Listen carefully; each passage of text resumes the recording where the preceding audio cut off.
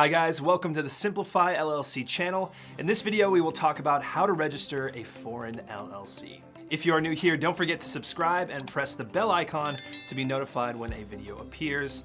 Let's dive right in. So the first question is, of course, what do we mean by foreign? When you form a business in your own state and register as an LLC, you're creating a business entity known to that state. If you then want to do business in other states, they need to know you're not a new entity.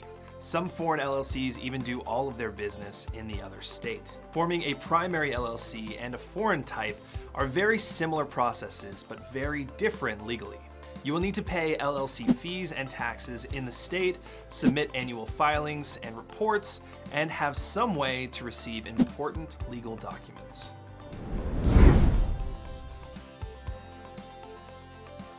The first thing you should do when creating a foreign LLC is check whether your business name is available in that state.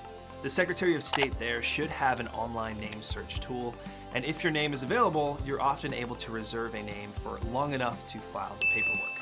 If the name of your business isn't available, don't worry. States simply want your name to not get confused with that other business. You can file for doing business as, or DBA name, for that other state and use it instead. See our video on DBAs versus LLCs for more info.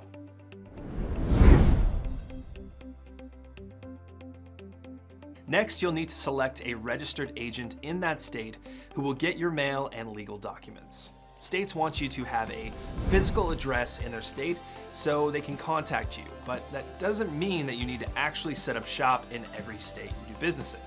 Instead, many foreign LLCs appoint a service that acts as their local address. Private mail and legal documents will go to them and they'll pass that on to you.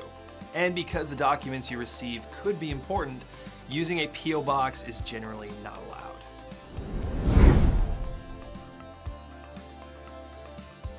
Finishing up the preparations, you'll need to ask your home state for a certificate of good standing. In other words, your home state will create a properly certified document that says you have filed the necessary paperwork there and paid all of their fees. When requesting the certificate of good standing from your home state, also make sure you ask for a copy of the articles of organization you submitted when originally forming the LLC. Some states like to get this along with the certificate of good standing.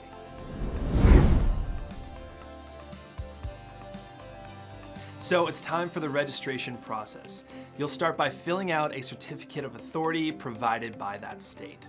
Sometimes this is also called an application for authorization, a certificate of existence, or a certificate of foreign registration. This paperwork simply lets the Secretary of State there know about your foreign LLC registration. They'll need the legal name of your LLC, your DBA name if you had to create one, the address of your local agent, and details on them, the address of your business in your home state, and sometimes the cities or counties where you plan on operating.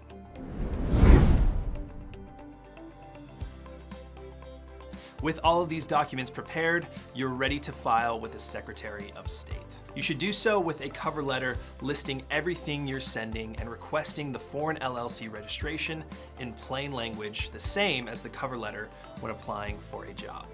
This step is often where you'll pay state fees as a foreign LLC. The amount varies from state to state, starting under $100 at minimum and going as high as $1,000 or several $1,000s in some cases.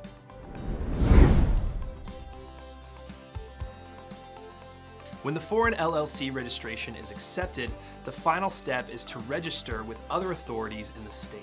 This can include setting up a new bank account with your in-state address, getting a license to operate your business in the state if required to do so, or registering to pay sales tax or a franchise tax.